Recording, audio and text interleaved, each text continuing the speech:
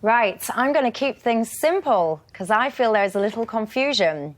Brexit means Brexit. It means leaving the associated bodies of the EU. It does not mean staying in half of them. Please can we stop talking about hard, soft and cakes? This is not an a la carte menu. It is a set menu, which we made our decision on over a year ago now. Mr Davis, please get on with it. I'm starting to get hungry.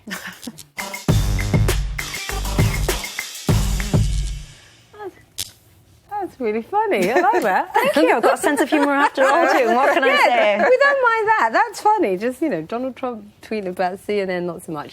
Well, I don't know if I don't agree with you. I think the election shows that people don't want a hard Brexit. Nonsense. Can I finish? Let me finish. Goodness. Give a girl a break. Nonsense, though, to be fair. Thank you. Theresa May was very clear about why she was calling the election. She wanted a clear mandate. She wanted to be able to have a bigger majority to push through her Brexit agenda. She didn't get that. To me, that's quite clear that the public don't want her idea of what she thinks Brexit means. And actually, when we had the whole Brexit debate, it was never put to people, do you want to leave the single market? Shall we leave the customs union? That wasn't what was debated. What was asked is the following. This is very simple. Allow me to remind you before we move on to Nick. Yeah, but Brexit isn't simple, you this just said is a really what was put to people. complex issue. But you just said what was put to people was not, do you want to be in the single market or this? No. What was put to people is really simple. Should the United Kingdom remain a member of the European Union or leave? Yeah. We chose to leave. Yeah, but what my point is, there are various options for leaving. Where's it say that? Norway has a different option in terms of how they interact with the EU. So there are different options. We weren't clear. We didn't say, OK, do you want to leave the customs union? Do you want us to leave the single market? This so if you is felt what it was means. so complex, and you as a campaigner, you as a prominent campaigner in this campaign, if you felt that, why at the pre-referendum when you was campaigning, why wasn't you loud and clear? Hang on, because I don't know what I'm going to say. Why wasn't you loud and clear saying, this is too complicated, this isn't the right question, this is the complexities, this is what we mean by remain? It's only now that now you've got the result you didn't want, all of a sudden it's so complicated and this was just an inadequate question. No, not at all, because we, from the Remain side, we were very clear in terms of what the benefits of remaining in the EU were. I think you'd have to accept. Can I finish? Job, we accept we lost. I accept that, we lost. But what I'm saying is what the Leave side didn't do was say, this is what leave means for us. No, and so if the public wanted Theresa May's Brexit, she would have got her mandate. She wasn't given it. And that's when I rudely, and I apologise, I did rudely interrupt you about one sentence in, but it's simply wrong to say that the electorate turned its back on a hard Brexit. The two parties, the Conservative and the Labour Party, both said that Brexit must, in their own words, Brexit equals Brexit, we are coming out. They got over 80% of the vote. No, but Labour the Lib Dems, who did come out with, we need to have a vote, we need a second referendum, we need to have a vote on this, they didn't fare at all well. So the country has spoken. No, but Labour didn't say Theresa May's idea of Brexit. No, but they said it will be a Brexit. Let's look at what Labour did say. Soon, we will no longer be members of the EU, but agreeing a deal that delivers the benefits of the European single market and customs union will be a priority for a Labour government. The choice in this election is not Brexit or no Brexit. That has been settled. The choice is between a jobs-first Labour Brexit and a reckless Tory Brexit. I don't even need to say anything because Jeremy Corbyn said it for me. Rachel, you were going to say something, so I hand over to you. Michelle is philosophically right that you can't be both in and out. You can't be a little bit pregnant. You're either in or you're out. And actually, Michel Barnier, who's the chief negotiator of the EU, has today restated your case, which is you can't leave the union and then opt into the bits you still want to have, even whether it's sectors, industrial sectors like cars or aerospace, or whether it's the single market and the customs union. You're in or you're out.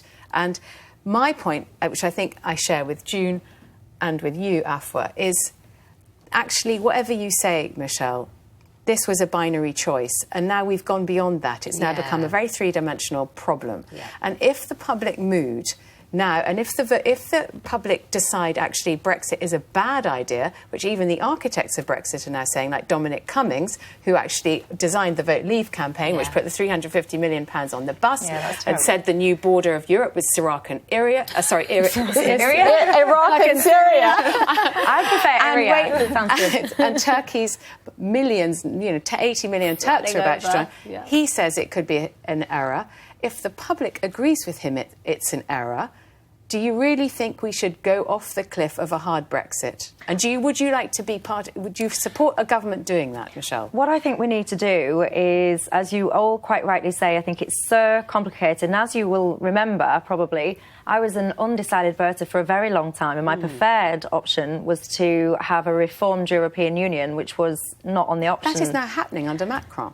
Well, which we could remain part of. Yeah. But at the same time, my worry is we're way over a year since this referendum. Not really sure we're any further down the line because we're just having these conversations all the time. The uncertainty is really, really, really problematic. And the longer that this uncertainty continues, the worse it's just going to be getting. But why don't we see what the deal is? Afra. I was actually just flashing back to David Davis because who I notice is currently favourite to succeed Theresa May, by the way, as an aside. I remember very clearly him standing up in the House of Commons saying, what we will get from leaving the EU will be better than what we have as a member. There is nobody who can now stand up and keep a straight face and say that that is the way things are looking. And I think that is why we are seeing prominent leavers start to have major wobbles about the direction we're going in. You know, we were debating last week whether it's patriotic to support Leave. We all want the best thing for this country. I'm sure I can say with confidence. Everybody wants the best outcome in terms of jobs and trade, in terms of opportunities for young people to travel and learn in other countries, in terms of families who are already here being able to stay together. And I don't think it was foreseeable how dark a turn this would take. With people being used as bargaining chips. Each year. With people threatening no deal. That is an apocalyptic outcome. Because you're younger than I am, you are permitted to make that folly.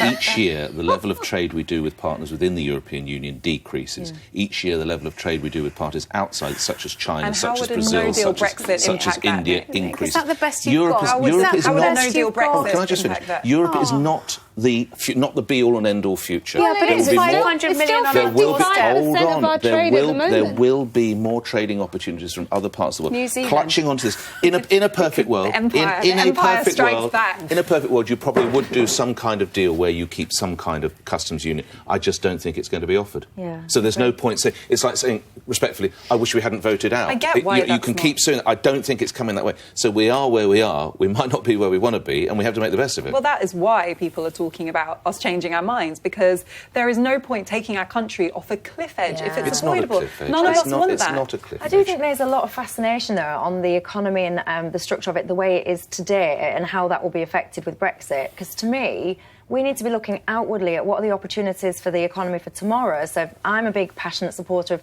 technology, and I've always said that we are on the cusp of a brand new industrial revolution where we are going to see such a massive impact by technology. And I know you don't agree with me sometimes on this, but there's so many changes and opportunities that we could be looking to investigate and develop and get within that are not restricted to the EU. How does leaving the EU help make that more of an attractive prospect? My point Why can't we do that within the EU? But my point is there are opportunities that are far broader than where we are at the moment. And what I'm concerned about is the conversation is so fixated on keeping as quick and as tight as we can to what we have right now, and we're not focused enough on the opportunities that may be there for tomorrow. Well,